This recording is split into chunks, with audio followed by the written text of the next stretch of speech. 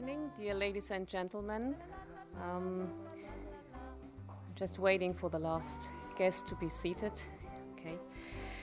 I welcome you today on to today's Europe at Debate event here at the Körber Foundation. I'm Gabriele Wojdelko, and my responsibility here at the Körber Foundation is Europe. The task that has become more and more interesting and challenging throughout the last 2 or 3 years, as you can imagine. Tonight we are not going to talk about the financial crisis, about Eurobonds and emergency measures that should rescue banks and the Eurozone, because Europe has an additional dimension. Europe is more than a monetary union, and as Jacques Delors, the former president of the European Commission, once said, nobody can fall in love with a single market, which is very true. Tonight, I invite you to join us for a journey. It's quite appropriate to start this journey here in Hamburg, which is a harbor city. It's even more appropriate to start this journey here at this particular place, because some of you might have noticed the address of the Körber Forum here is Kehr wieder, which means come back. So this evening will be about departure, but it will hopefully also be about arrival. Our journey will take us to the Mediterranean Sea, which used to be called the Mare Nostrum in the past. Nowadays, the old Mare Nostrum is the sea of hope for those who try to make their way to the promised land Europe. For immigrants and refugees, crossing the Mediterranean means crossing a border, and arriving at the southern shores of Europe means to make an attempt to enter into Fortress Europe. You might recall the photos you have seen while you entered the room. There was a photo essay, a photo story that illustrates impressively, as I think, the human dimension of Fortress Europe.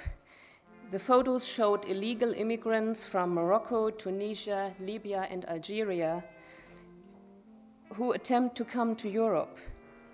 The pictures are taken from a photo essay that was done by the Italian photographer Davide Monteleone, who was one of the winners of the European Photo Exhibition Award, which is a project that the Körber Foundation runs together with 3 other European partner foundations. You might ask yourself what all this has to do with the topic of tonight's event, because we are supposed to focus on cohesion. That's what it says here. Well, I would say there are many, many connections. Talking about cohesion, you also have to talk about what you think belongs together and why. And talking about what belongs together makes you think about a sense of belonging in general. Do we Europeans, do you, do I, do all the others out there, have a sense of belonging to Europe? And if so, what is the basis for this? Is it our common but disputed histories? Or are it our so-called cultural traditions, such as Mozart, Kant, Flaubert, Tolstoy, or Cervantes? And if both our histories and our cultural tradition would shape our European sense of belonging, what about those people who come to Europe, who are in Europe, but who come from a different cultural and historical background? Are we ready to accept their background and their heritage? And are we ready to accept that their heritage will influence our European sense of belonging? Are we ready to take them on board? Or let me put it more bluntly, can we afford not to take them on board in times of globalization and demographic change? You might think this is complicated. Yes, I agree. It is difficult, it is complicated, it's challenging. And in order not to be left alone on this journey tonight, we have invited tour guides to help us. Our main guide tonight will be Slavenka Drakulić, well-known and highly awarded author and journalist of Croatian origin, recipient of the Leipzig Book Award for European Understanding in 2004, author of fiction and non-fiction books, regular contributor to leading newspapers and journals in Europe and in the US, and regular contributor also to Eurozine, a network of Europe's leading cultural magazines. Eurozine is our cooperation partner for tonight's Europe at Debate event. The network currently holds its annual conference in Hamburg, and believe it or not, this conference deals with arrivals and departures, harbors, cities as places of migrations. So this is not quite a coincidence, but we are very happy that Eurozine brought you to Hamburg, Slavenka Drakulić, and we are very happy that you are here as our guest tonight. But before I give the floor to Slavenka, let me just briefly mention our other three guides for this evening. We have Saila Huusko with us from Finland. She has for the last years been bringing together different ethnic, religious, or antagonized groups in reconciliation.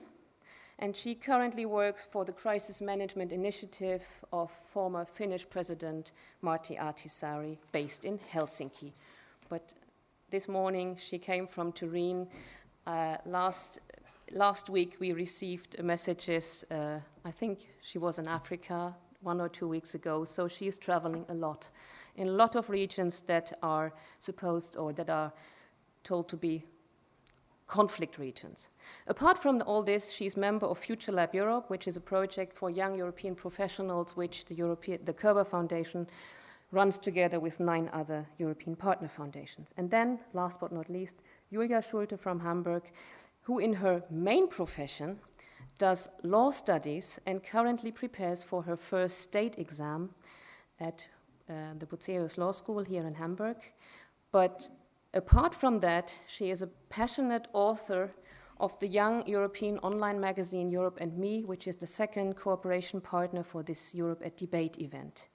Julia has spent some time traveling to Bosnia and Herzegovina this summer and has written about her experiences there.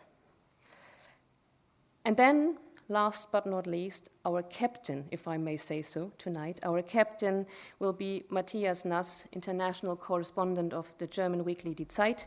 Some of you know him already as the moderator of some of our European debates here at the Körber Foundation. With his broad international experience and his clear passion for Europe, he is just the right person for his task, at least that's what we think. So we are very glad to have all 4 of you here with us for our European journey. And now I think it's the time to depart from Hamburg, depart from our harbor, and to listen to Slavenka Drakulić, who will open our eyes and our ears towards the tune of the future, which is the title of a text which she will use as the basis of her speech tonight. After Slavenka's input, we will start the panel discussion with all 4 of our panelists, and then we will open the discussion up to you for questions. And if anything that you hear tonight makes you curious and makes you want to read and think more, then you will be happy to hear that the article of Slavenka, as well as an excerpt from Julia's travel diary from Bosnia-Herzegovina, will be on display outside after the event, because first we want you to listen and to discuss, and then you can take some material home for reading. But now, as I said, it's time for us to depart. Slavenka Drakulić, please, the stage is yours. Thank you.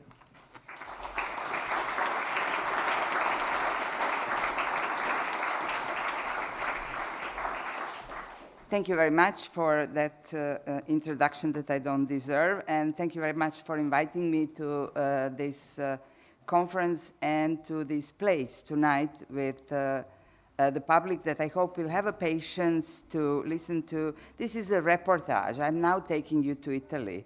And why this reportage is introduction? Because it speaks about, to our discussion, it speaks about changes in Europe, that actually changes in Italy and also in Europe, as Italy is a part of Europe and European Union, but of changes that we are aware of, and we see them in the news every day, and also of the changes that we are not so much aware of, and of the consequences that we do not think so much because they are not so very present. So, and if you have patience to listen to this, and I will tell you also, because it's a part of this story, the story of this necklace that I'm wearing. And some of you might be interested in that as well. So we are in Venice. I was traveling, and I will read to you excerpts from a long reportage. This is a very classical reportage, but I will just to give you a feeling of this, because I think it's always good to travel, and it's always good to see with your own eyes and ears, not always to believe to television pictures, and to go prejudices on the things that you haven't seen and heard. Not all of us could go there, but sometimes some people are worthwhile trust, and we can perhaps read and listen to them. This is what I'm advocating as a writer and a journalist. So first we are in Venice, and to its people, Venice is probably at its most beautiful when it's seen from afar, like in one of Canaletto's 18th century vedutes. On an autumn afternoon, when its magnificent palaces are reflected in the shimmering water, you have all seen these photos, and all these vedutes, Venice is in all its unreal beauty really does look like a movie set. Indeed, Venice today is not much more than a stage setting. And I have seen it when I was there and visited with my neighbor from the palazzo where I was rented an apartment, how difficult it is for the people to live there. Signora Immacolata was over 80 years old, and she was walking with a cane. We headed from Calle delle Fabbri to her to show me nearest supermarket. Our progress was slow, not only because of her, but because at 9 o'clock in the morning, the streets leading from Rialto Bridge to St. Mark's Square were already packed with tourists. Diminutive and stooped, dressed in black, Signora Immacolata barely managed to make her way through the crowds, dragging her shopping cart behind her. When we reached the first little bridge, she stopped. Holding onto the railing, she barely managed to hold herself on it. There are 2 such bridges crossing the canal. Even through the supermarket near Campo Santa Maria Formosa is only a leisurely 5 minutes of walk. It takes her about 20 minutes to arrive there. The area around St. Mark's Square, you might have visited it, has only 2 supermarkets and 1 tiny little post office that I had hard time finding. Venice is not a city you can live in normally anymore, says my neighbor. Property is absurdly expensive, and there are fewer and fewer supermarkets, schools, kindergartens, clinics, and hospitals. My neighbor is right, of course. In the past 50 or so years, Venice has lost 65% of its population, and only 23%, mostly older people, live in the city's historical center. Just a few decades ago, 150,000 people lived in the old part of town.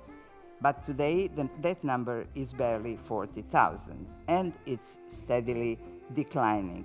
Still, there is no need to shed a tear for the Venetians. Some are earning a pretty penny from renting out apartments, others have sold their property and are now nibbling away at their capital.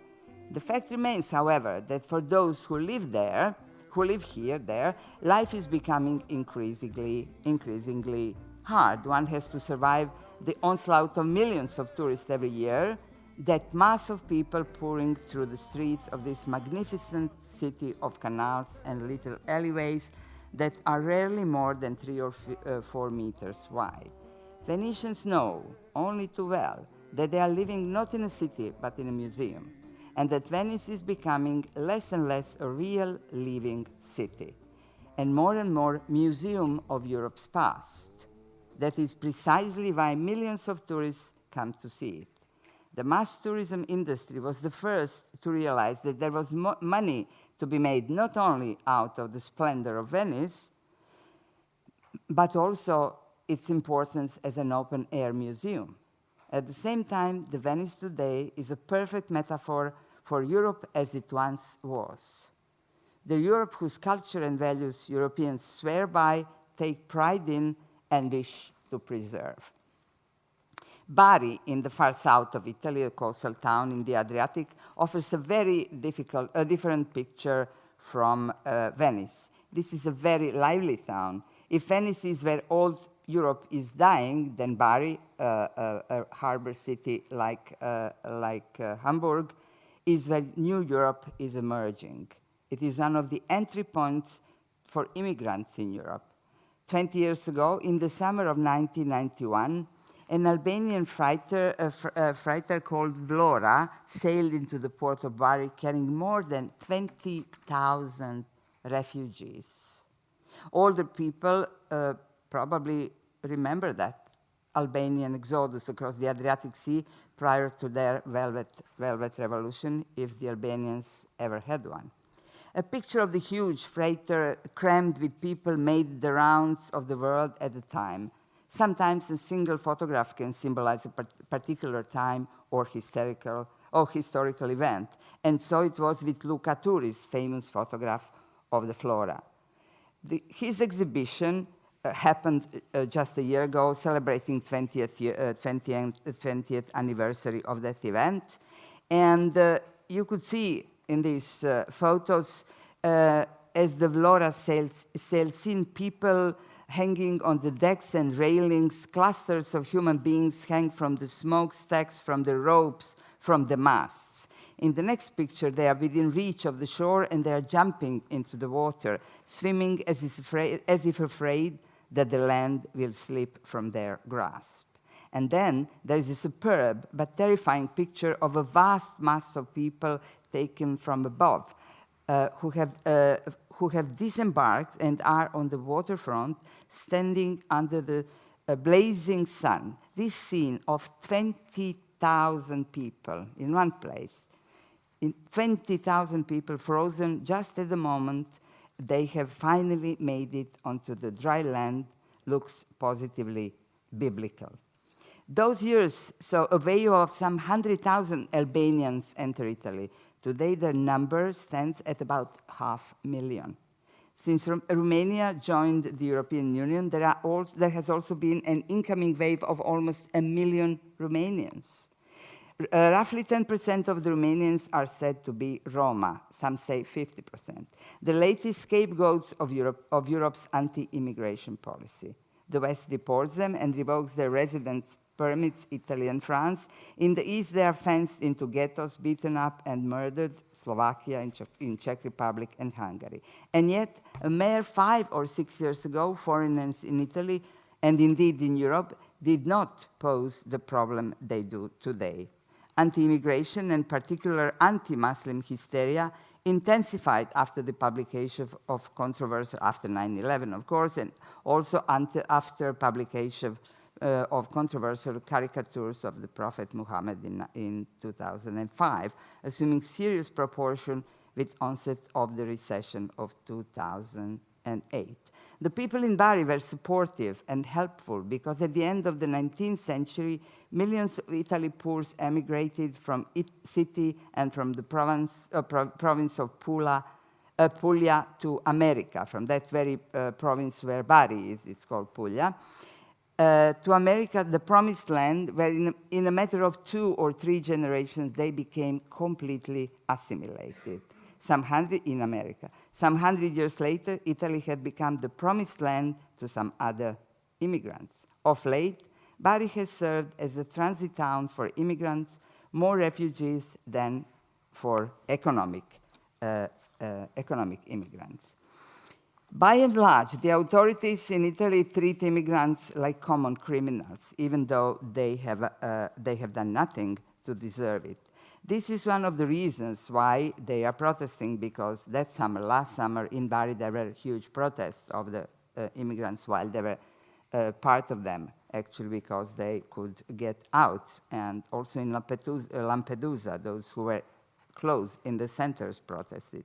And even that is a problem, because Europe is still not used to refugees protesting. Europe and Europeans expect only gratitude. Public television plays an especially interesting role in the policy of fear. Citing research conducted by Demos and PI, La Repubblica writes that in the first months of 2011, they started to come in about March and April, news about immigrants accounted in Italy for 13.9% of news program on TG1, on the first channel. For the sake of comparison, this figure stands in France at 1.6% on French television channel 2, and in Germany at 0.6% on ARD. It is worth noting, however, that Italy was experiencing a so-called invasion of immigrants at the time. There was, at the end, about 45,000 of them who came that summer. All the same, on Lampedusa only. All the same, the heavy news coverage did not have a decisive impact on the viewing audience. According to the same source, only 6% of Italians cited immigrants as their main concern, compared to 55% who cited the cost of living. This goes to show how the sense of insecurity is a political and media construction which introduces and stokes fear of others and increases the already present feeling of insecurity that exists for economic and unemployment reasons, writes author Ivo Diamanti.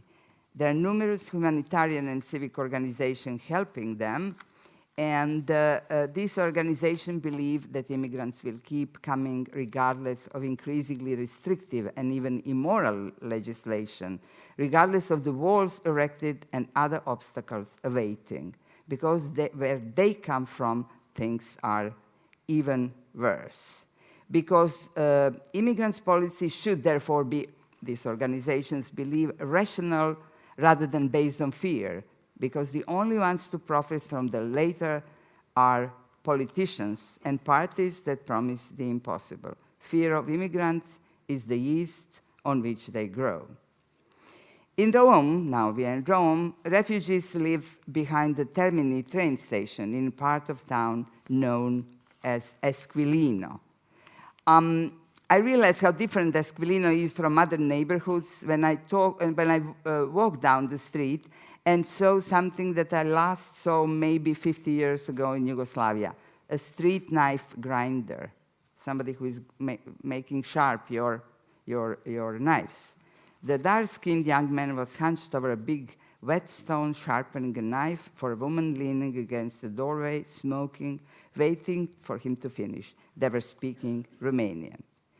But not all stories are like that. There are also success stories. So one of the success stories, and now I have perhaps lost my papers, is the story of what is, their name is, this is orchestra. They are orchestra called Orchestra del Piazza Vittorio.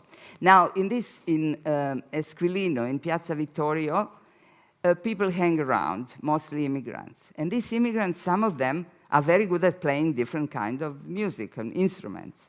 So one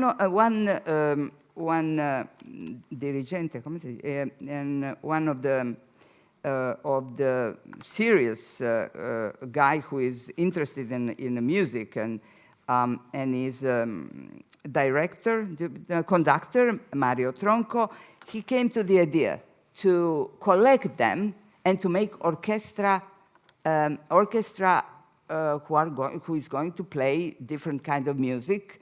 And of course, they're, what shall we say, they change because some of them are arrested, some of them are deported, some of them get permission, some don't. But the name became a brand name, and they made a couple of, they made 3 albums, and 300 concerts, and a documentary film was made about them. And the music that you perhaps heard when you were entering, it is produced, it is played by them. And I had a chance to attend to their concert, and what was very interesting about that is that they were playing the magic flute. And what they said about that, when you listen to that, you don't recognize it's a magic flute. They played a mixture of classic and ethno music, jazz, pop, rap, reggae, and mamba. And even so often, every so often, in between the Tunisian singer and the solo section of Arab lute and African instruments, such as kora, djembe, dumduma, and sabra, you could hear excerpts from the magic flute, such as popular areas of The Queen of the Night, Papageno, Sarastro, Pamino. This opera is performed in 6 languages: Arabic, Portuguese, Spanish, German, English, and Wolof. Not even the story follows the libretto, and the ending is also a surprise. So, what it says, you cannot read it because it's far away. Here I have their affiche, and it says, Il flauto magico secondo l'orchestra di Piazza Vittorio. It means after. It means that this is an interpretation. So they are interpreting Mozart. They are not sticking to the word, to his or to the note. Their conductor, Mario Tronco, the man who is leading this orchestra, is saying, we took great liberties with the score we choose, only what suits our orchestra. Our performance is full of references to other cultures. Our musicians come from far away, and I don't mean just geographically. Each one of them brings to this opera his or her own culture and language.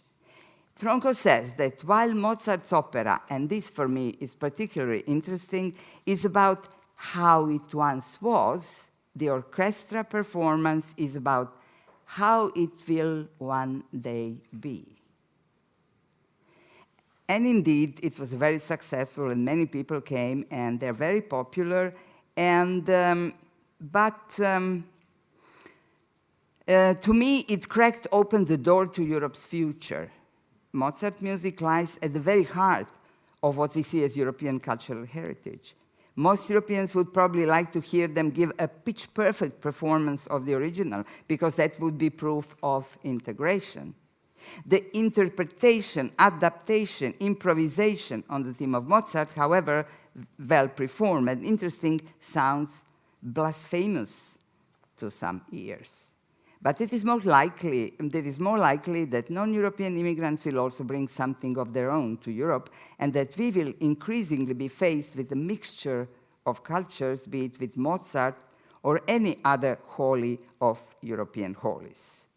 This interpretation shows that newcomers from other cultures will not necessarily completely adapt to our dominant culture, which is what they are expected to do, but will try to adapt the culture they encounter in all its elements to their own. And they will do so in both arts and life. Statistics will be the decisive factor here. With the number of immigrants from Africa and Asia growing, it may not be just food, music, fashion, and customs will undergo changes. European laws may do so too. So what? It seems that to talk about integration and assimilation of immigrants, the only 2 models ever discussed, makes sense only up to the point. Only when it concerns newcomers from Europe, say Eastern Europe, such as I said, Albanians or Bosnians, who completely melted in and became completely part of the other culture. But not when it concerns Roma, who come from the same part of the world but do not share the same color, and perhaps the same culture, and perhaps the same culture. So when we are speaking about definition of Europe, Europe is diversity. Maybe we should perhaps think about that as well. But maybe it's better to be aware of how the greats like Mozart, Bach, and Beethoven might sound in the future, but also how many other traditions that we hold dear will change if they haven't already. Now comes the small story about my necklace that you see here, which I hope you think is very beautiful. I think so too. I thought so when I bought it, but this is how I bought it. Take the production, because I'm saying many things have already changed, things that we hold dear. Take the production of Murano glass in Venice. We are back in Venice. The little island of Murano, famous for its glass since the end of the 13th century, presents a sorry picture today. Most of its factories have closed. The jewelry, figurines, bowls, lamps, paper holders, and so on are made in, you can guess only once, in China.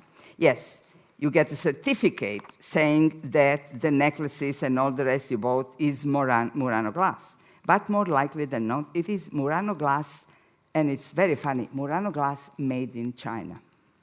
The ordinary tourist would not notice the difference or even wonder how the little island he visited the day before, where glass is not mass-produced, can make such a vast amount of souvenirs, or how a wonderful glass ring or a bracelet can cost just a few euros.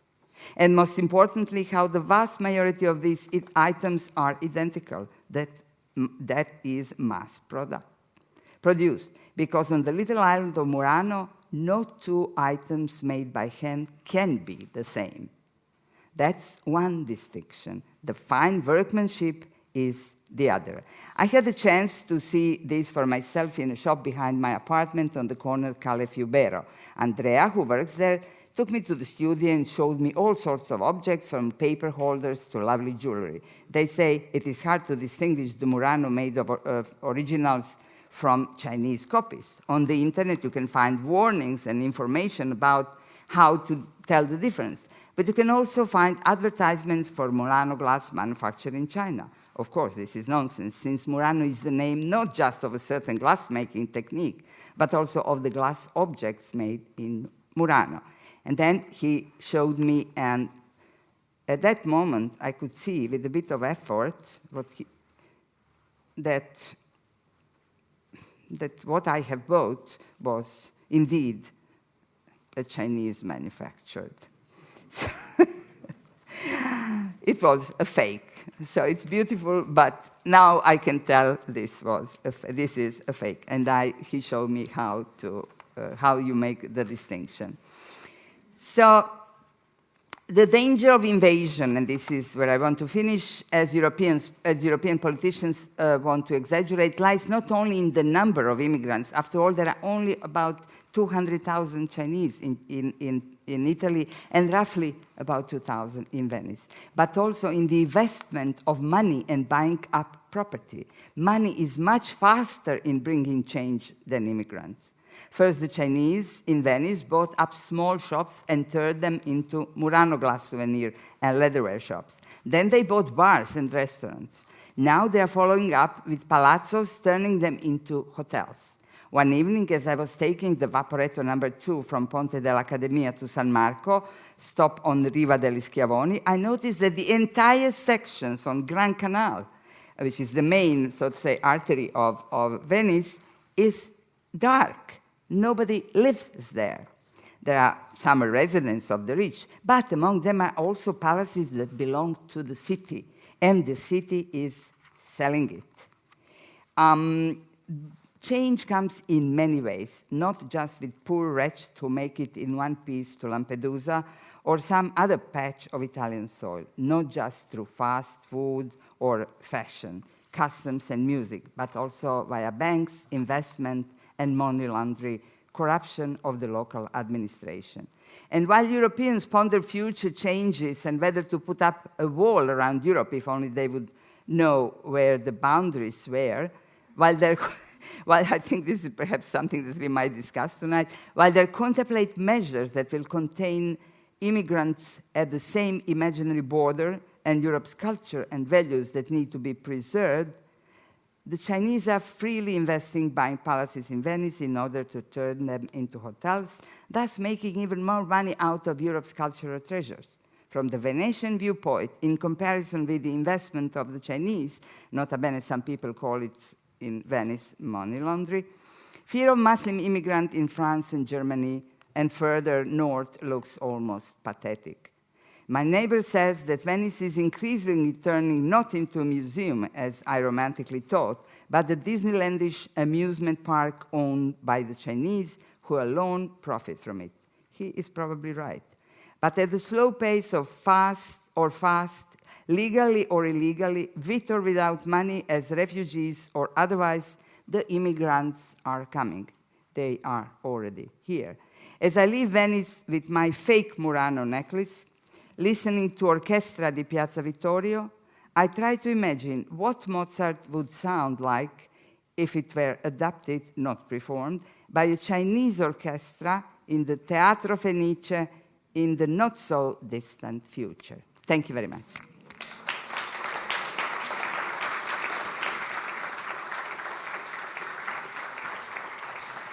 Should we go up? Is there a seating order? No. Is there a seating order? No. Okay. Do you want me to see?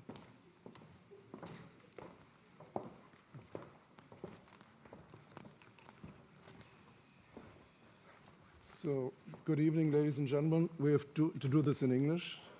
Ab und zu können wir ins Deutsch zurückgehen, wenn es Schwierigkeiten gibt, aber we do this in English. This was our agreement today, and here there is no translation, so I'm very proud of all of us that we do this in English. This is very European, so perhaps European identity goes a little bit along the language trail tonight, and our journey will be done in English. Oh yes, but they are not always sure about that. Well, first of all, this is a very beautiful Chinese necklace.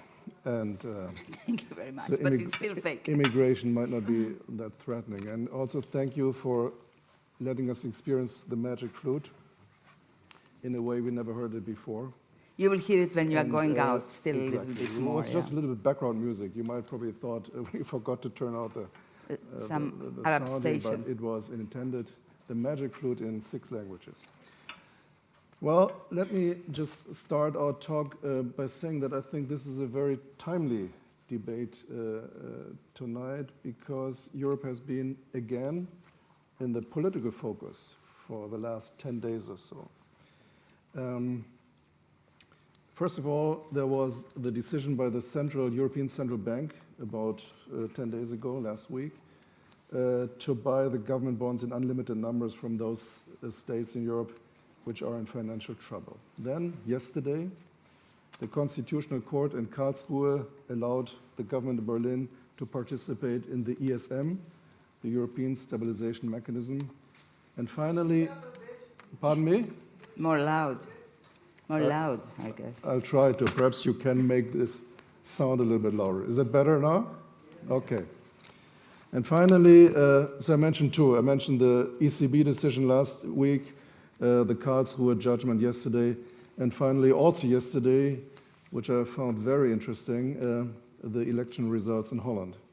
Interesting insofar as the anti-European party, the right-wing party of Geert Wilders, suffered a very unexpected, severe defeat.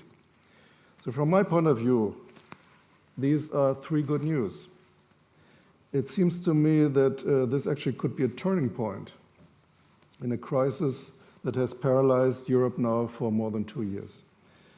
And I hope that the confidence returns to Europe, our own confidence and the confidence that the world expects us to have, because when you travel outside Europe, there's a lot of impatience, a lot of not understanding what's going on, a lot of questions, why do we Europeans not get our act together? But perhaps what is more important is that here in Europe, people have been getting tired of this crisis, tired, frustrated, and angry, because this is not exactly the Europe they had in mind, this Europe of endlessly debating about the crisis and finding no way out. So, as I said, I think these problems make our discussion tonight more timely. We want to talk about cohesion, about identity. Do we think of ourselves as Europeans, or do we still think in national categories? Is it possible to have a double identity, to be German or Finn or Croatian and European at the same time, which I think is possible, of course. And we talk about, and Slavenka, you have started already talking about whether Europe is prepared for a future in which the face of this continent is changing by an immigration that has started already many years ago. Should we look at this immigration with anxiety and fear of those who come from Africa, from the Middle East, or from Asia? Or should we welcome them as people who enrich our lives, enrich our culture, as you think the orchestra de la Piazza Vittorio does? So I think it's good, Slavenka, to have you here tonight to discuss these topics with us that you have been writing about so much. You are a writer, and you have been introduced already, so I don't have to repeat that. But what I find interesting, you live in 3 different countries. You live in Croatia, where you have been born. You live in Sweden, and you live in Vienna, in Austria. And Julia Schulte from Hamburg, I don't know, you live only in Hamburg, not in 3 European countries, but you write in this very interesting online magazine, Europe Me, which has been our partner for this series of talks. And you, as far what Jelko said, you have been traveling to Bosnia, so you have been at least dealing with all these different European issues. And Saila Huusko from Finland, she actually went to school in India, and she did her BA in the United States. And she's traveling mostly in Africa. So this makes her a very global citizen, and I happen to believe that your view on Europe is shaped by your experience so far. So let's talk about identity. Slavenka Drakulić, how would you define your own identity, living in 3 different countries? And you once wrote, Europe is my home. So when you, for example, are in America, how do you introduce yourself? As a European? You must introduce yourself as European in America, because if you say Croatia, I don't think they will know where to put it. I hope no Americans in this and public is offended by that. But I mean, this is what you say. But when you come to Europe, you don't ever say I'm European. Of course, you know that you are either Croat or you are a Swede or you are, you know. And what worries me, I think what you said are excellent news and good news. And I have to add to that Barroso recently held a speech saying that the European Union has to become federation. I don't know, should I consider it good news or bad news? But anyway, I think that identity, people who have nations that have a problem of identity, whenever identity is in question or on the carpet, there is some problem. Because every identity, individual identity, national identity, I believe, or any other identity is constituted against the other. You have to measure this identity, compare this identity to somebody, to something, like a mirror. You say, I am a Croat, for example, in the situation of the war, in order to say, I am not a Serb, because you're measuring you being yourself a Croat against the other who is a Serb. When you start invoke national identity, I think this is a not very good sign. This is the sign, and this is what I wrote about a few times, because what I try to find out is this shift, when this shift and how this shift from hope to anxiety, from hope to fear came about. And it actually started with discussions about national identity. And the national identity, I would agree with you, is something that is constructed, that is invented. I saw it being invented in front of my eyes, from tradition, from fiction, from folklore, in the case of Croatia. For example, the uniforms that the President Guard has was completely invented. The hymn was invented, the flag was invented. So you construct, every identity is a construct. Therefore, the good news is that it could be changed. Saila, how do you consider yourself? What is your identity?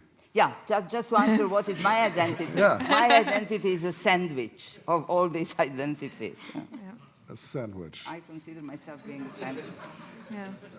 Do you want to, no, you don't want to elaborate on that, a sandwich. Yeah, I can later on. Yes, it's a layer upon the layer upon the layer. The situation when you do not have to choose. Choosing one identity is no good in my opinion. When I take your metaphor and ask her, do you consider yourself a triple burger or something like that? I mean, Even more.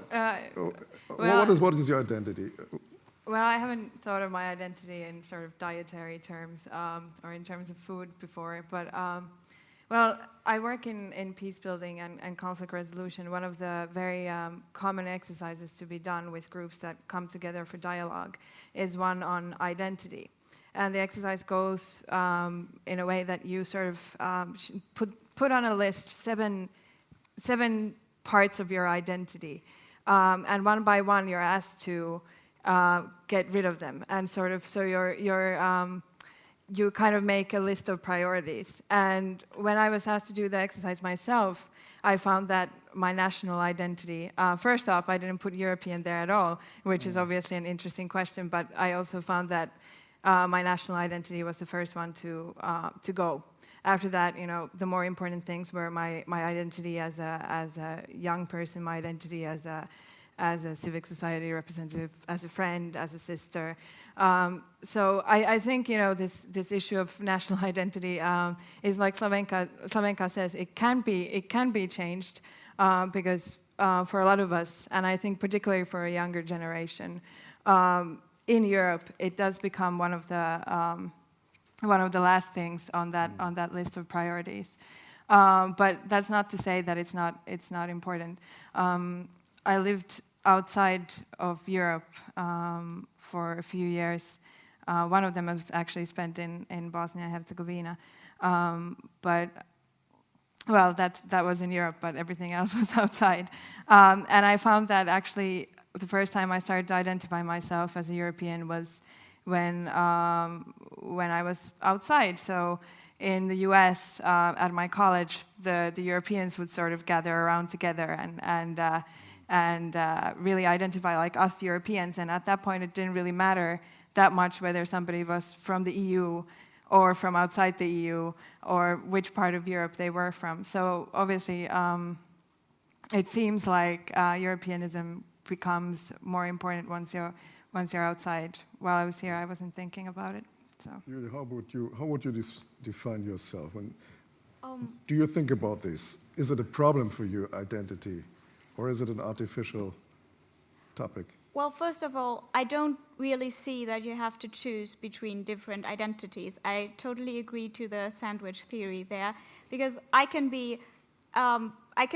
say I'm proud of being from Hamburg, but still I would be German. So if I can do that, I can also say I'm European, which I think is particularly like this when I'm outside of Europe. Like you said, when I'm in the United States, I would be more European than German. But recently, I learned that I have another identity, and that is being an EU citizen, which I learned when I traveled to Bosnia and Herzegovina this summer, and learned that I'm also part of that community, and that I really feel part of that community, and that there are parts in Europe where there's a distinction between European and also being an EU citizen. You're saying that it's a political category that forms or shapes part of your identity, EU citizen. Because before we talked about cultural categories, more or less, European. Well, I would say that there is a European, an EU more identity emerging, and so it's not only political, I would say, because there are like many things holding us together now. I think we all have had this experience when the further away we are from Europe, let's say in Asia or in America, so the more and almost automatically we consider ourselves more as Europeans and not like a proud Hamburger, but a proud European. What is it? Is it only a cultural identity, or what is it? What makes you feel European? Well, first of all, geography. I would say, because I come from this region, then obviously also politically seeing a basis, an achievement of democracy, freedom of traveling mostly, but also a cultural background, yes. Freedom of travel you also have in America, in Australia. Is it something that defines us as Europeans? Well, like, I'm more in terms of the European Union, that you now can, like, if you travel freely inside the United States, you're still in a state, and here you're more, still have sovereign countries you're traveling within. This whole talk about identity, do you think, Saila, this could also be a generational topic, or could it be different from generation to generation, how you look at your own identity, or whether this is something that you're dealing with at all? Well, I think identity, I mean, it hasn't been that much of a conversation from what I remember before we came across the crisis that we're in currently. So I don't know how much it is a generational difference, because it's true that young people do have the opportunity today, have the opportunity to exchange a lot more across the different countries, and to travel, and to really sort of be with others, which I think is the key to feeling European. But then at the same time, I mean, the crisis that we are in right now is causing so many problems, especially, well, not especially, but also for the young generation in terms of employment, in terms of all opportunities, that I don't know if that, I mean, I don't know if you have an answer for this, if there is a generational difference in terms of discussion about identity. Yes, but I do have a certain idea, yes. I think that for our grandparents, the question was a completely different one than for my children. I mean, they identified in terms of hamburgers and Bavarians and Lower Saxonians and so on. And our parent generation became Germans, Europeans, and now we're thinking more, I think, in global terms. But what I would like to ask you, Slavenka, when one talks about identity, the categories are usually history, language, religion, music, literature, and so on. And in your writing, I found that a very important topic for you is the welfare state. Exactly. Can you elaborate on that a little bit? Yeah, I think it's a very specific European. Of course, we have welfare state in Canada as well, but it's a very, very specific thing, and I think people are very sensitive to the welfare state in Europe, and they don't want to let it go. I see how it happens in Eastern Europe, in these countries that became members of the European Union, Romania, Bulgaria, Poland, and so on. There are certain values that are really European common values, and we should build on that, because, as we said, it's possible to construct identity. I believe it is possible to construct European identity, and some kernel is already there during these 20 years, only that it is a very volatile category. Yeah? So it is this social aspect that I think they have a long tradition of a welfare state, but not in American sense. Mm-hmm. So we believe in justice, in social justice. And regardless of what kind of, for example, in Sweden, government you have, is it conservative government, or is it, are they socialist or whatever, they will never touch very much this basic value of a social state, the state that takes care of you. It has good and bad sides, of course. But basically, we want justice for everybody, for example, in health system and in school system, in education and health. We would like to have it, and we would like to keep it. And I don't think it will be possible, not in the way that our generation grew up with, and it's already not possible in that way. But this is one very precious thing, and as long as there is a memory of how it was, we will always, I think, try to, in a way, preserve it. And because it made a huge transformation. It made peasants into citizens through the education. The health was improved generally, And really, it is, regardless of the fact, was it, I don't know, communist countries or it is a common value, and it's very important. And I hold it dear, and I think Europeans in general, at least of my generation, hold it dear as a value. You quote in one of your articles the Czech president Václav Klaus, who is a Eurosceptic, as many of us know. And you quote him saying, we don't want to become Euro-Czechs, also Euro-Tschechen. I don't know how typical this is, what he says about the feelings in I just want to say Czechoslovakia, in Czechia. But I can imagine that there are people, not only Eurosceptics, who are afraid that they might lose their national identity in a Europe that gets more and more united. I mean, the basic idea of the construction of the European Union is the so-called ever closer union, always making more progress towards an integrated and finally united Europe. What do you think, Julia, about? Is there this fear of the more united Europe becomes, the more we are in the danger of losing our own identity? Or is it not something that you find in your own thinking or in the thinking of your generation? Well, I can't really speak for my whole generation. Just I do can. in this I can say that the young, educated, open-minded people I know don't have a problem being part of the European Union. And I agree with Slavenka Drakulić that national identity is somehow a construct. I mean, we have national states for like 150 years now. This is also something that just emerged and was constructed, and basically was constructed to shut others out. So we have to be very, very careful when we construct Europe as a true union, that we are not doing this on the basis of shutting others out. And, well, it is always difficult to preserve national identity and form European identity, I guess. But then again, if you regard like a big country like Germany, you see that different regions kept their own tradition, kept their own cultural influences, and still would feel German and would have a complete German concept. So I guess it is possible to do that.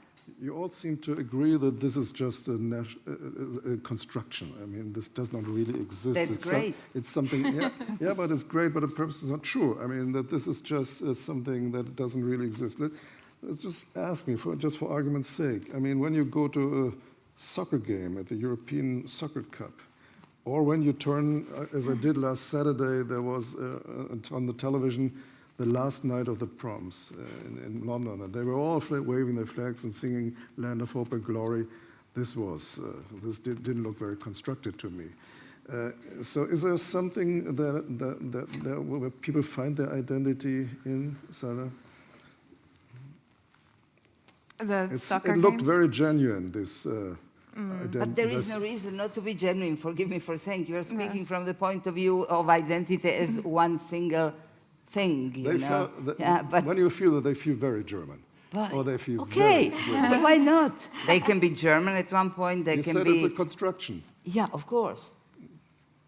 But what I'm saying is, it is part is, as she said, it's a part.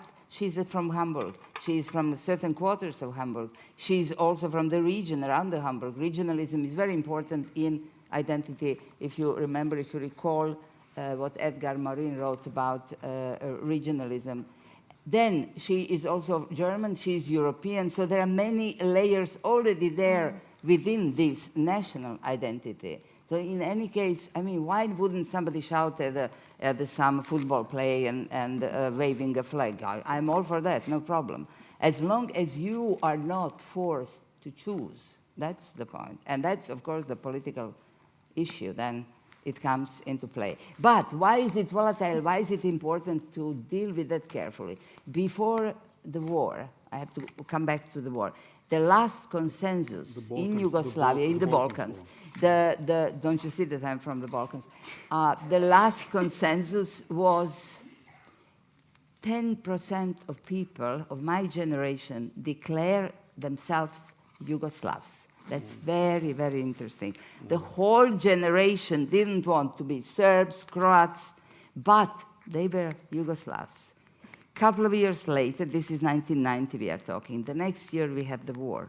And they are divided into Serbs and Croats, and that's the matter of life and death. So these same people who declared themselves Yugoslav, tomorrow were fighting the war.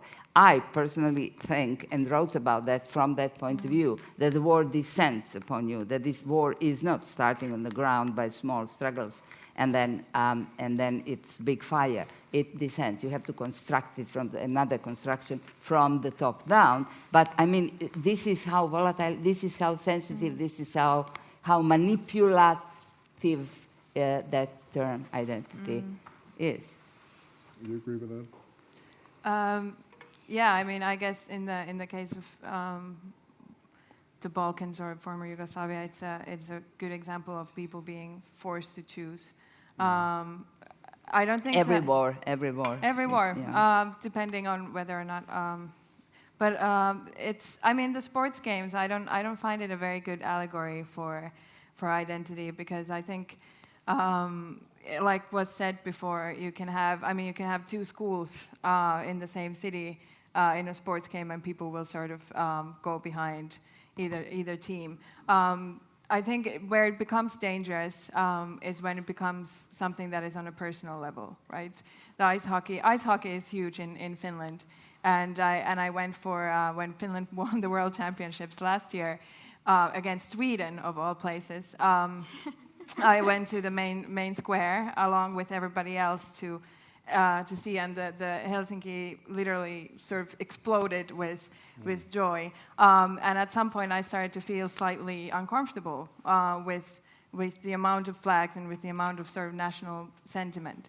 But I think, you know, that's sports, and it shows something. But in the end, the point is, will I go home? And when I come across a Swede on the street, I will you know, somehow think of our division, and I will sort of want to punch him or whatever it is, not to take it that far.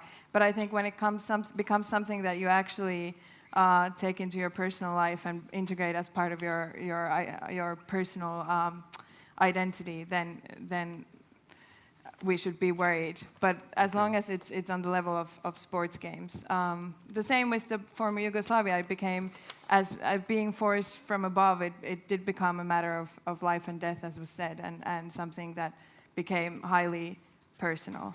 So, in the piece that you read to us, Slavenka, you talked about immigration as an enrichment in terms of culture, as a problem in terms of faking necklaces, but also as something, as a challenge, as a political challenge. And I think it is of course a big challenge for us, all of us, socially, economically, and politically.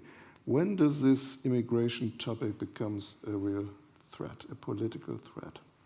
Well, let's say when it surfaces and is used and misused as a real threat. Maybe it wasn't all the time like that. Maybe we welcomed in Western Europe gastarbeiters in the 60s and in the 70s from the same Italy, from Greece, from Yugoslavia, and so on, when the times were good, when they, you know, could work at Baustelle and so on and so on.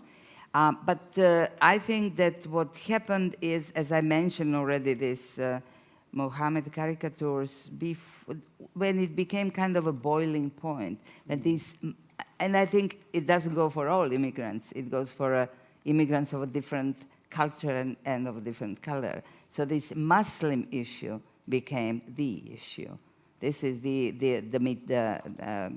let's say 5, 6, 7, 10 years ago, no more than that. I think that 10 years ago, when Haider, it was a little bit earlier, but when Haider started with his right-wing proclamations, promises, getting rid of, one of the things was also the anti-immigrant politics and anti-immigrant rhetorics more than anything else. Then everybody said, okay, he's isolated case. But in the 10 years from then, we have more than 20 countries with right-wing, that kind of rhetorics became prominent. The party leaders climb into the parliaments, or they are very, very influential, or they are in the power already. So this kind of rhetoric became legitimate. It means that something is there which is problematic. And there is, of course, a scapegoat which nobody wants to talk very much about, because it's really, I mean, it's an issue that's unpleasant issue, and this is of Roma people in Europe and the way they are treated. Yeah. In France, for example. We have right-wing Eurosceptic parties almost all over in Europe. I mean, the right-wing parties so far, or in the past, were especially anti-Islamic. For a couple of years now, they've become very anti-European. There's one party in your lovely homeland, Finland, the so-called True Finns. What are they standing for, and why have they been so successful? What do they stand for? That would probably have to be asked of them. What do they stand against? Yeah, that too. There were two things that were mentioned that I wanted to just touch upon quickly, or two concepts. They were values and confidence. And I think what is lacking in Europe today is this sort of, we all kind of are aware of these values, right? Welfare states, justice, but there's no real dialogue, a pan-European dialogue about these values. What does it mean for us as a community? And I think that relates to the issue of confidence. I think, you know, there are lots of reasons to be proud of Europe in the most positive sense, and I think we lack that sort of, particularly in these times, sort of confidence in ourselves, and I think that's where the fear comes from: insecurity, fear of losing something that we hold dear. And I guess that relates to the True Finns. What do they stand for? I mean, I just want to say that when the elections happened, I don't think there was a Finn who came to a European event like this who wasn't asked about it in 2011. And suddenly, I mean, the interesting thing is that people like myself who find themselves quite pro-European found ourselves explaining the True Finns to others, instead of the True Finns going out there and explaining. So I've been forced to summarize the sort of political theories or the ideology of the True Finns probably a few more times than many of the parliamentarians sitting in the Finnish parliament from the party right now.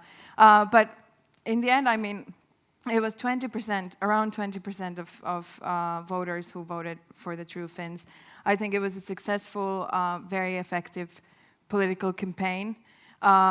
For sure, there are some elements of kind of what I would call scary sort of anti-immigration sentiments there, but there were a lot of other platforms that they were campaigning on, anti-EU. I mean, lots of anti.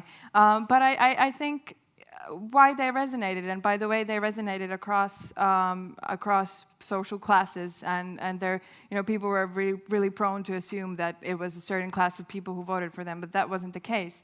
The reason they resonated was because they managed to provoke discussion, and a lot of the votes that came were protest votes for people who did not feel like they had a voice before. So I mean, it's very complex and very highly sensitive. I don't even think I should be necessarily commenting on it, but we'll see. I mean, the municipal elections are coming up again, and the polls say that they will again win a lot of support. If I could just mention one thing, sorry, if I may, just to say a couple of things about fear. That I think it's a very, very good thing that you mentioned. We are not speaking enough about fear. And this fear, what is happening in politics with fear? If people feel something, like in the case of Haider also, they felt some anxiety. They are afraid perhaps that these immigrants will take their jobs, or that too much money is given, they are not working, or whatever. There is a certain fear or anxiety in society. Now, if the main parties, the parties in power, the big parties, do not address these issues, then this is the chance for these small parties, or non-existent parties for that matter, to rise on that wing, because there is no vacuum in politics. Somebody will take it up and do something with it. Oh, sure. I mean, if there would be no real causes for this, if there would be no loss of jobs, if there would be no unemployment, if there would be no globalization and jobs But then the matter is what do you do and who is doing what with that? Exactly. Yeah. So there is a real problem, but politics sometimes don't really address these topics. What you mentioned? Big politics, you mean? Yeah, you mentioned these 20%, and I think many studies show that almost everywhere in Europe, you have this group of 20%, around about 20% of the population, with some kind of populist, anti-immigration, anti-European feelings, and so on and so on. And you have them in Austria, you have them in France, you have them in Norway, in Denmark, everywhere. Except, it seems, in Germany. Now, everybody probably believes, as I do, that you have in this society also a significant number of people who think in those terms. But they don't organize in a political party that is successful, only in certain fringe groups. Why do you think that is? Well, first of all, I think that in this country, because of its specific history, there's still a very, very high awareness and a collective memory of what might happen if many people vote for a right-wing party. There's been a massive wave in the 70s, people who are still in politics, in journalism, who did all this basically education, what really happened and how that could happen, and what a right-wing party can actually do to not only the country itself, but to other countries too. So I guess this awareness is still quite alive. And I don't have the illusion that there are not a significant number of people who think in right-wing terms in this country. I think there are people here too that they are decepted by democracy, they are losers of the system, they are in fear, as we just heard, but they wouldn't necessarily vote for a right-wing party. They would still vote maybe conservative because they wouldn't want to be classified as Nazis, because this is still such a fearful, such a bad term, yeah. So it's a strong taboo in Germany.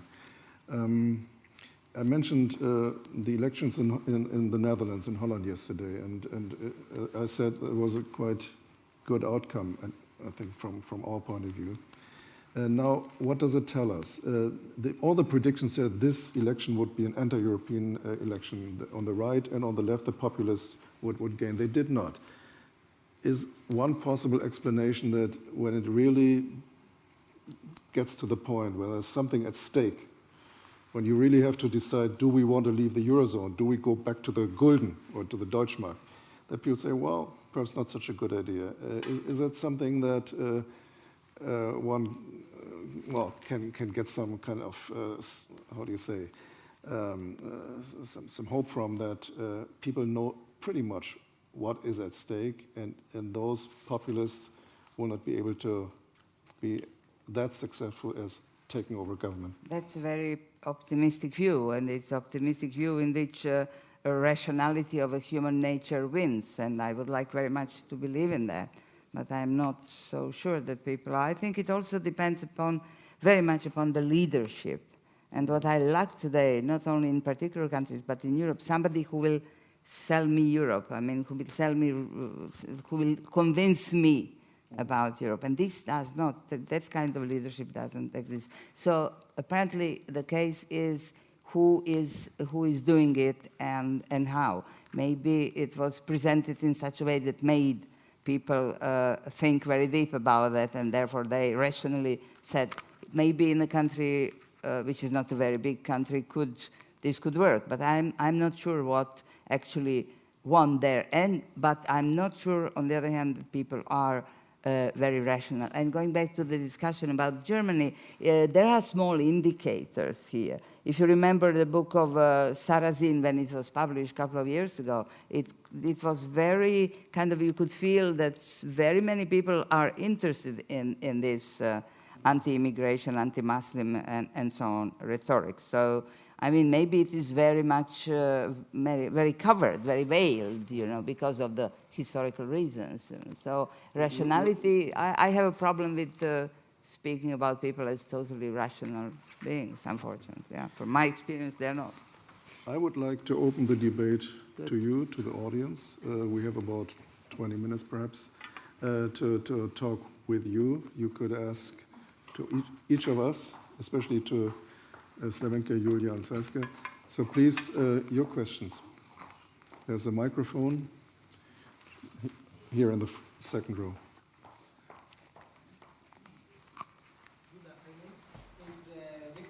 From the Intellectum journal in Greece. Just a quick comment.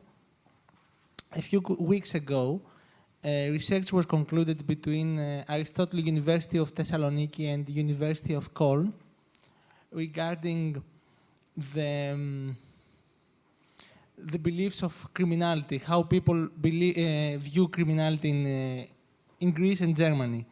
And to the dismay of academics, it seems that the Greek and German view on criminality and offenses is quite similar. So we have more cohesion than we think. It's a good example of Thank European you. identity. Of European Union. Thank you. Union in their thinking about criminality. Very good. Other questions? Over here. And then. You can shout, please. I can hear. It's very good acoustics. I just want to ask whether doesn't lie the strength of Europe. We don't hear you. Sorry. Maybe you can turn the mic on. It is on. It's a good idea. It is on. Okay. The question is, don't you think that the strength of Europe even lies in the diversity of the European countries? The strength of Europe, or the strength of Europe? The strength. Yeah. Yes. Yes. Saila. Just yes. Or Oh, yes or no question. Yes. I think it does. And my hope is that we'll have more orchestras as the one that Slavenka was talking about. Yes, but it requires confidence in being, you know, that famous slogan of the EU. What is it? United as... Ever more united. Yeah, because of diversity, so... Over there. Just wait until you get the microphone. Thank you. I hope it's still here. The discussion is that the wealthy in Germany, many people in Germany are not rich. Very much of them are very, very poor. Nowadays we hear about the poverty in the age after they had finished their working time, and a lot of expect their poverty if they are a pension. Mm-hmm. And also we hear anytime in the media, in the news about the bank failure, the bank manager failure and the euro crisis. But I don't hear about the social consideration. I don't even, many services in the health aspect has been reduced, and many of them die earlier, especially if those are not educated enough or they're too poor. Even the Montgomery told, if the patient isn't educated enough, he will die earlier. And there are many citizens, many countries, and many citizens in Europe who are not regarded or less highly regarded, especially those are Romania and Bulgaria. Those are connected mostly with corrupt, criminal, and so on. Is that a question you have or just a comment? Just a comment. Just well, my question is how it could be compensated. How what could be compensated? Well, do we pay too much money for rescuing the banks, and do we have no money for stabilizing our social system? Well, I don't know, but I think that it's very hard to have any of these discussions about either culture or identity or immigrants or fear without talking about money and talking about collapse of financial markets and talking about the nature of the beast, which is capitalism without any limits to the profit. So and that's, I would say, very difficult to answer in one or two words. It's a big, big discussion.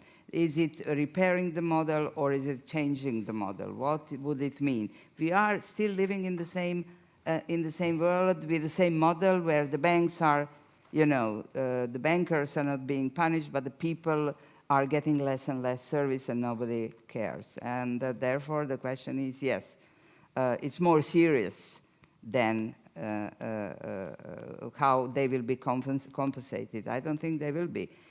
The question is of the model itself, and I don't think we have time or energy or even knowledge to discuss such a big issue. I would. We'll have another discussion another time, maybe. I think you mentioned that pensions are so low that people can't live off it. I think, well, one of the reasons for that problem is that we have less and less younger people able to pay up for that. And we have an aging society all over Europe, and this is exactly the point where we have to embrace those immigrants you talked about. This continent won't live long if we don't have them, because it's just dying out. So in order to preserve this very, very precious system, we have to welcome those who can help keeping it up. The alternative to that is the zoo. If you cut out the immigrants, then in 50 years from now, there will be excursions from China and from all over the world coming to Europe to see how the people 50 years ago or 100 years ago lived in Europe with all these social benefits and so on and so on. We will be the museum. We can charge for the tickets and live from that. That's okay. But I mean, we can't cut them out. That's the point. Let me say something to your question too, because I think it goes right to the center of our problem, of our present problems in Europe. I think we do have a huge debt crisis and we have to address it. But just addressing the debts is not enough. And we have now for almost 2 years concentrated on this austerity policy, cutting down the debts, which I think is necessary. But it has to be accompanied by a politic of economic growth. Because we have now a situation not only in Greece, but in Spain, where you have an unemployment of 25%. There are studies who say this is the highest unemployment worldwide. So this is a very critical situation. And if we do not go back to a policy of economic growth, we will not be able to finance our social welfare state that we're used to. So I think that is a tremendous challenge. 40% of these 50% unemployed are young people.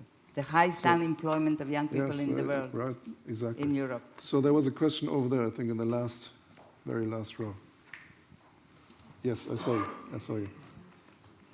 I would like to ask a question to Slavenka Drakulić. Am I understandable? Now slowly, yes. Okay.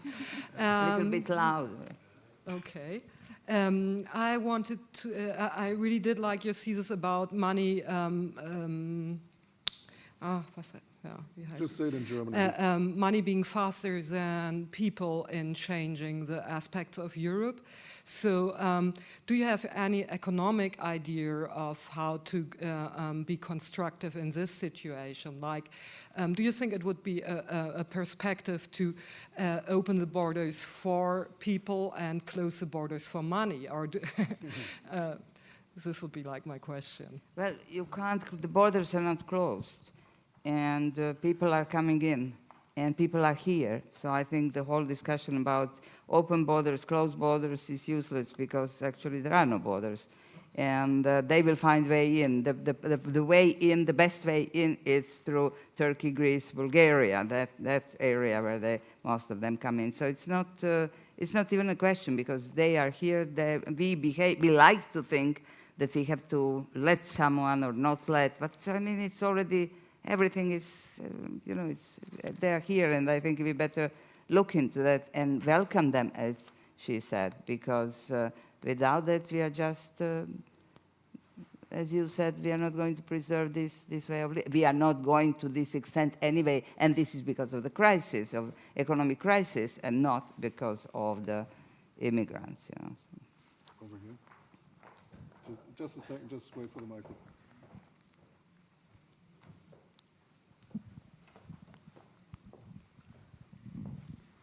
Herr Naß, I heard the last night of the problems myself. Would you think something like that possible in Berlin? I'm not sure I understood that. Say it in German and... Ich hörte die letzte Nacht der Proms auch. Ach so, okay, yes. Würden Sie sowas für möglich halten, so einen nationalen Aufschwung von Großbritannien, ist gleich Großdeutschland, in Berlin jetzt für eine Königin, für Wolf, für eine symbolische Fahne, für eine Hymne, God Save the Queen, wenn Sie das alles betrachten und sich dann überlegen, dass der Lissabon-Vertrag eigentlich nicht ausgeht von Grundrechten, sondern von Grundfreiheiten. Und das ist Business, Business, Business, Business. Dann ist das ein Europa für Pfeffersäcke. Und es ist eigentlich absolut richtig, you can't fall in love with a single market. Und deswegen funktioniert das nicht. Es ist keine kulturelle Basis. Man kann doch nicht Mozart als europäisch bezeichnen. Warum sollte man das? Kann man, aber das führt nicht weiter. Nochmal meine Frage, können Sie The Last Night of the Proms sich in Berlin vorstellen? Nein, und jedenfalls nicht God Save Christian Wolf. Das kann ich. Da haben wir es, nicht? Noch nicht mal God Save Bettina Wolf.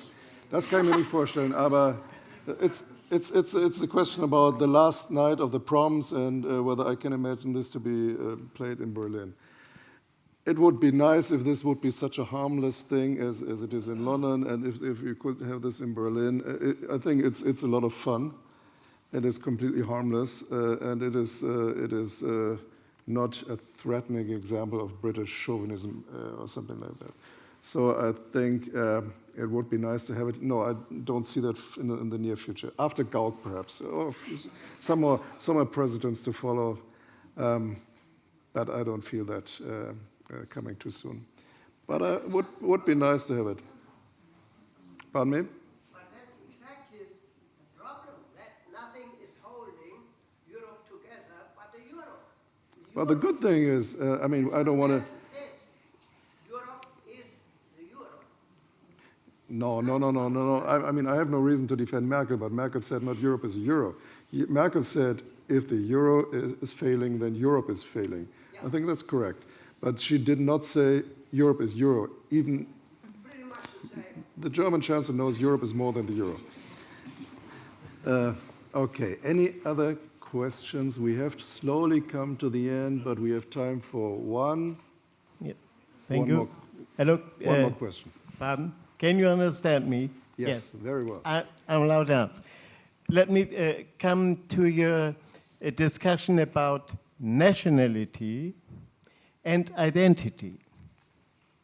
Coming to my age of small over 70, I feel quite a German by roots, by history, excluding the terror of 12 years, you know, by culture, economy, and so on.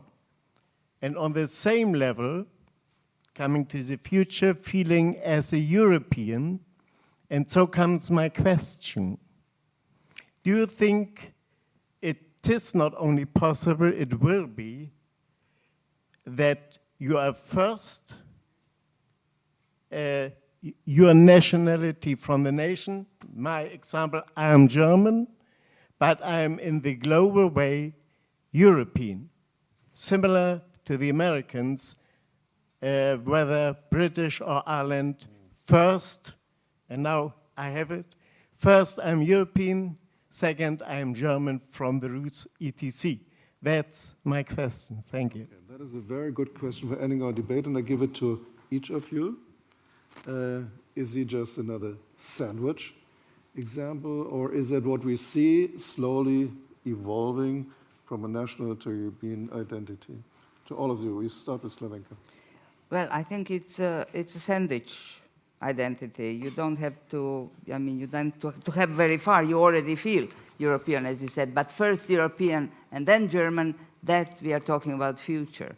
That will happen to next or another generation if everything goes well, if there is not something bad happening here. And remember, bad things could always happen. I am, of course, speaking from recent experience, so it will take time. I'm cautiously optimistic.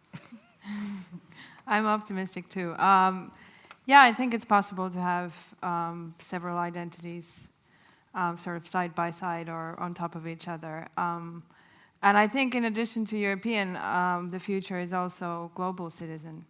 Not only a citizen of Europe or your own country, but also of the world, by the looks of how things are going. So, Julia, you have the last word.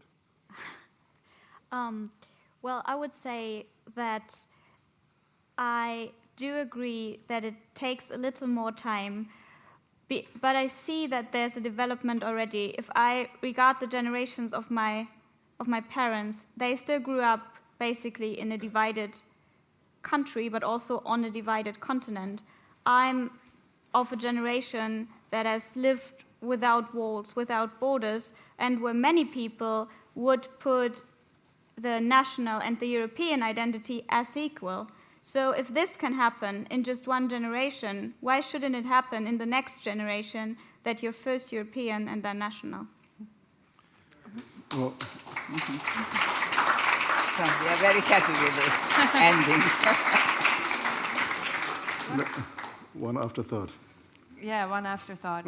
I do want to say, though, that while we're being really optimistic here, I think the point that lady here made is really important, because I think also, I don't know how many of us in this room, but certainly us in this panel are speaking from a point of view of certain kind of privilege in Europe, and I think it's something that we must not forget. I mean, with all this optimism and everything else, feeling European doesn't come from nowhere.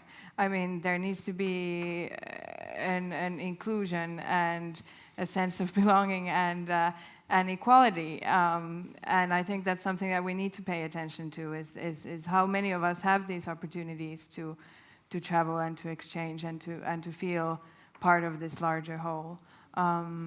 And there are lots of young people who are falling by the wayside, who are not being able to travel and who are not young and educated, and who will inevitably turn towards their own community, city, nationality.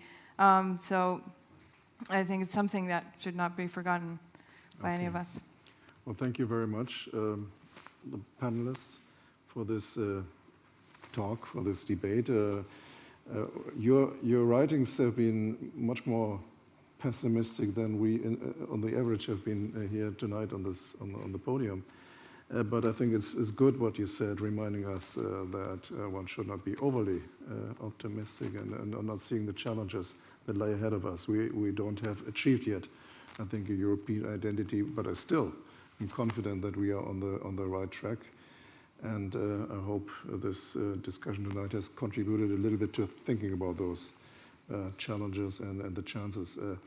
Now we have to come to an end. I don't know whether we serve sandwiches outside, but I know that we serve some wine and some other drinks. You can hear some music as well, perhaps. So you can hear the magic flute in a multicultural matter. So hello, music. You're invited for a glass outside, and thank you very much for coming tonight, and have a good evening.